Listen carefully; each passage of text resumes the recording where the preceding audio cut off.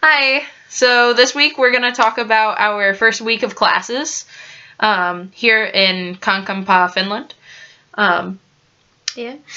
We go to the art school in Satakunta, which is different for us since we are science majors to go to an art school or a school that only has art. They all seem very intrigued with the fact that at our school we have like 200 majors. So we do have art at our school, but it's small. It's not the entire school. Yeah, it's not the entire school. So the first day of classes, class starts at 9 a.m. So we got to school at 8:45-ish. And there was nobody there. Not a single person. Not even the people in the office were there. So we kind of just sat down because we didn't know where our classroom was. At these like little couch things in our school. And there was one other girl that ended up coming. So then we asked her, like, hey, do you know where the sculpture class is? Because that was our first class. And she, in very broken English, said that she doesn't know because she's a first year as well. And so are we. So we asked her what class she's in, and she said she had no idea. Basically we waited, and more people came in, and it was all first-year students because they're broken up into two different groups, so they didn't know which group they would be in, whether or not they would start with sculpture or media skills. So everybody would come and pile, and there was a group of us waiting for classes. And then a little after 9, I think like 3 or 4 teachers came up, and they had like a paper with a list, and they were reading off of it. And it was completely unfinished, and then half of the students stood up and left. Just left. And we knew we were in sculpture, but we didn't know which group that was, whether or not it was a group that stayed or left. So we just decided to stay. We just stayed, and of course, we were nervous, so we didn't ask anybody what the guy said. So then this random guy walks up to us, and he says, did you guys get any of that? And we're like, no, we didn't. We didn't understand. So he pretty much said that we were like in the right spot, and that he was kind of like our student teacher, I guess. In America, it would be a GA or a TA. He was he graduated, but he was in our class helping. He was like an assistant. Yeah. So then we go into the sculpture class, and so the classes are not in English, okay? They were completely in Finnish. Yeah, basically, like, the classroom is a giant room, and it doesn't have, like, desks that you sit at.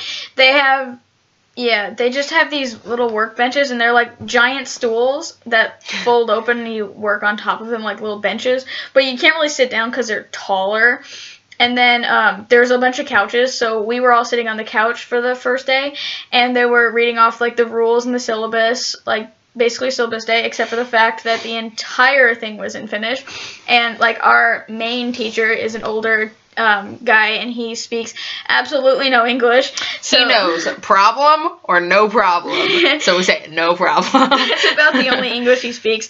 So we just listened to him for a half hour speaking only Finnish, and the younger assistant would kind of look at us every once in a while and be like, we're making sculptures, because the name of the class was sculptures, and we didn't know that. And then it would be like another 5 pages of information. Then he'd be like, we're making a relief sculpture. And I was like, I'm sure that entire half hour was only we're making a sculpture. So we were very lost and bored and confused. And then the entire class just got up and left, and we didn't really know. But they were actually going down to a computer room to look at different types of relief sculptures on the internet. And also the problem is that the English that they know is artistic English at the school, so we also didn't, in English terms, know what a relief sculpture was. We figured it out after much Googling. Yeah. We looked at pictures online, and we got the general idea of what they were talking about much more clearly than when they were talking to us. And then we, what do we do next? I don't know. We kind of walked around, honestly. we came back in to our classroom, and we were told by one of our tutors that like a lot of students go and sketch first to figure out like what they're gonna make their sculpture of. So we thought, okay, yeah, that makes sense, you know, like we have an hour until lunch, so let's go think of the idea of what we're gonna do. After lunch, we started our sculptures. Half of our class did not, though, for the next week. Yeah, it's hard to explain if you're not really taking a lot of classes that you have to study 24/7 for, but we're both very used to the if you don't have free time in our lives, you are studying for a test, or you're doing homework, or you're doing some type of experiment or something. So it's weird to think that they were just chilling during school and not doing anything. The actual structure of the school is different, where it's very laid back and there's very few rules. Like, you can't really do anything wrong. Like, if you need to take a break for any reason, you're welcome to just walk out of the class. They have big buckets of storage clothes. If you don't want to get your clothes dirty, you can go and just take the clothes and go change. But you're allowed to take a break. You're allowed to think about an idea for as long as you want. As long as in the 3 weeks you get the amount of work done, you can't really mess it up. So if you want to spend 2 weeks on drawing something, you don't even need to show up for the class, because you can do it wherever. You don't have to work in little benches. You can work on the couch. You can listen to music at the same time. You can take an extra hour of lunch. You can leave the school if you need to. They have an hour break for lunch, and from 11 to 12, and then at 1:30 till 2, the entire school takes a coffee break, where you're free to... Even if you don't drink coffee. Yeah, you're free to purchase coffee, or there's coffee pots in random classrooms that you can make your own coffee. But basically, you just chill and take a break for half hour, and they talk, and they just walk around the school. And, I mean, we walk around the school a lot, and there's a bunch of, like, different types of artwork, and you see people like in various stages of working, and it's a really relaxed environment. And you see the teachers kind of hanging out with the students, and they like go around to each individual student and ask, you know, is everything okay? This is some feedback, because in our class there's like 10 to 12 people in our class, so he has time to go around and answer everybody's questions. It's always a little fun, though, whenever the older teacher comes to us, because he'll just start ranting and finish, and we have no idea what he says, and he knows we don't understand him. He does a lot of pointing and yelling and finish. Yeah, so then we think we're in trouble, and then the person next to us is just like, go on, like, just keep working, and we're like, but what did he say? Yeah, we have no idea. We normally get like, oh, we're doing a good job, or, oh, yeah, good morning. We got the good morning down. He says morning to us now. Umenta. Or huva humenta if you're being formal. So we say that every day, but we have to ask, if we don't understand something, we really have to ask for the younger teacher to be in our classroom, because we can't understand our teacher. So it's always frustrating, because they know that we're not art majors, so he said that we can take as long as we need to on any of the sculptures, or pick and choose which ones we want to do, so that we're not like graded very hard. So like, yeah, because we're not art majors, and he knows that. So yeah. So far it's been like a week and a half of school. So far we each have made technically 3 sculptures, but like 2 of the sculptures go together. So the first assignment was the relief sculpture, and after multiple hours of thinking of an idea, we finally figured out like what we were going to do and everything, and it was very aggravating, because while I understand what they were saying, most of the time they were telling me that what I was doing was incorrect, and I understood that it was incorrect, because they said wrong like 30 times. And we understand why it was incorrect. Yes, but we didn't know how to fix it, because, again, I am not an art major. So, yeah, pretty much the problem is that they have the basic skills, and we probably should have known everything before we go into an art school. But to be fair, we don't, and we understand what it needs to look like and why it was wrong, but we couldn't figure out the technique to do it. Yes. We're doing pretty okay. Yeah, we're getting way better. That we're us. We get a lot of extra help and instructions because we can't understand. But it is very frustrating if we have a question because it is a hit or a miss whether or not a teacher or adult will, for one, understand what you're saying in English, or for two, will speak enough English to answer you in a way that you can understand in English. I think there is 6 exchange students here this semester, which is more than they've really ever had. And so everybody else's second language is English, and the Finns' second language is English. So it's easier for them to communicate in class and understand what they're talking about than it is for us, being English is our first language. So it's harder because it's technically wrong English that they're telling us. And we made it wrong one time because he told us how to make it, and we made it what he told us, but that was not the incorrect what he was trying to tell us in English. Yes.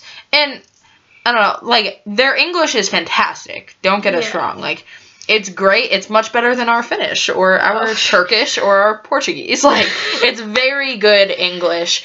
But the things that don't have rules that we just know as common things because we've heard it our entire lives is what they get wrong. Like they switch words in sentences.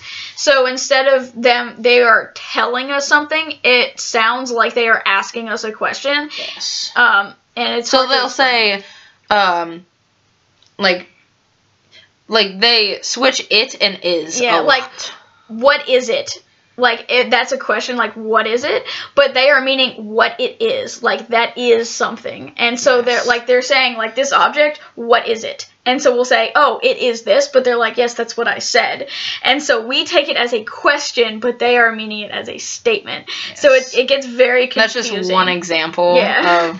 And it's not wrong. It's just different than what we've heard. And then also the problem is, whenever we talk to like our American friends, is we are in such the mindset, this right here, that we're in the mindset of we have to talk very broken, and we have to show with our hands everything. Whenever we're talking, to gesturing and speaking very beginner. We explain everything and we don't need to each other, and it gets very annoying, honestly, talking to them. But the other day I didn't have to, but I explained what a hug was to my mother. And it was embarrassing. So yeah, our American friends think that we're stupid at the moment. But so do our Finnish friends. So everyone just thinks we're stupid. Yeah, our English, I feel, is going down because we're trying to think of the easiest words that they would know. But it's really cool. I like the school, and it's different than ours, but I'm really getting to the habit of taking extra long breaks and thinking of ideas been a week and a half. So that I can just secretly watch Netflix while playing with chicken wire is my new favorite hobby. Because our second sculpture involved making a 3D sculpture with chicken wire, and then putting cement in it. So I made a piano. Yeah, so I spent all day watching Netflix and making sculptures out of chicken wire. But it is nice because we get to learn a lot more about Finnish people and Finnish customs and traditions because we have so much time to talk to them at school, and they are very interested to talk to us. So it's like we get to talk to new people all the time, and they always tell us something different. So it's nice, like, that the school is so relaxed because I don't feel like we're going to get in trouble for doing it wrong or doing it differently or for not understanding, because art is an interpretation. So it's nice to have that, like, kind of like pressure taken off of us. I would definitely say that, like, my mindset in general is changing a lot from there's one and only one answer to everything, because now there's hundreds of answers. What does this painting mean? It could mean hundreds of things. And I don't know, it's putting us in the mindset, like, I don't know, a big stereotype in America is that science majors don't really like art majors and vice versa. And honestly, like, I wouldn't say it's a huge, like, it's not completely untrue.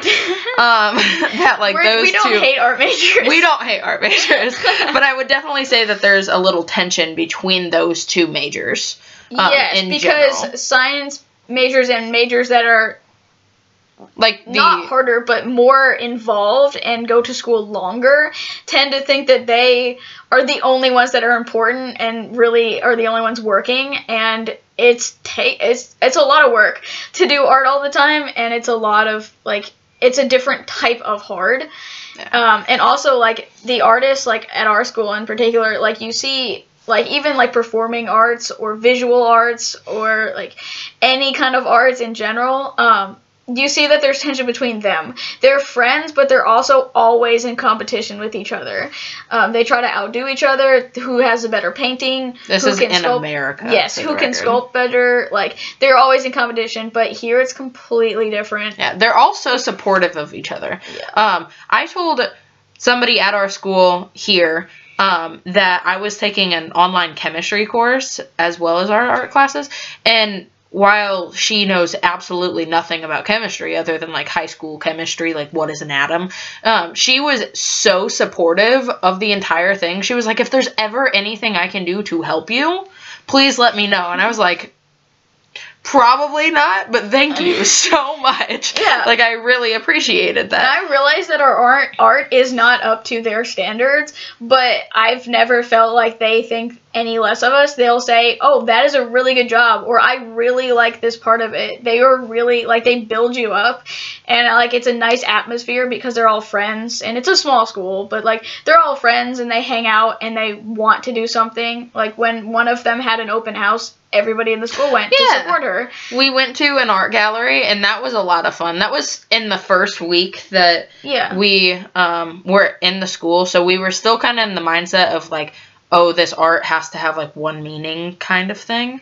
But, yeah, so we were trying to figure out the meanings to all of the artwork in the gallery, and they did all have a meaning, but they were conveniently on a piece of paper that was only in Finnish. So we made up our own meanings to them, and we had a lot of fun. It is fun because, like, I felt like we were supporting her, and then they had a party for her and just a celebration, and they were all like, congratulations. I'm really happy that you did a solo exposition. Like, they are really nice and supportive. I really like them. Other thing. This video is just completely random, if you didn't notice. It was very unscripted. So, another thing that they did here in our first week is they had a dance karaoke night, and it was so fun. Yes. We need that in America to be at every single party. So, they had a projector, and they hooked up their computer to this projector and projected, like, YouTube videos on the wall of, like, music videos, but, like, pop that songs. They're actually dancing in the music video, and then you have to imitate what they're doing in the music video. Yeah. Or you can just dance however you want to, like however you feel the music, because they're art majors and they interpret everything. And also some of them are actual performing arts students, so they have a lot of fun, but it was so fun. And, it was a lot of fun just to watch them. We only danced to one song, and that was the YMCA, so that was easy. But it was so much fun. And then they had a WTF party, which is a Welcome to Finland party. Yes. For us, actually. Us and then the 2 Turkish foreign exchange students, but at the time there was only one. And then the 2 Portuguese students. And that was a ton of fun, too. They introduced us to some Finnish food and, like, Finnish customs and... Finnish people, can you please answer the question? What is up with Salmiakki? Yeah, what is up with that? You put ammonia in your candy, and you love it. Like, they really do. All of their candy is super salty, as compared to, like, Americans, which are sweet. But they eat salmiakki, which is literally ammonia, and it's in everything. They have every flavor. We have not acquired that taste yet.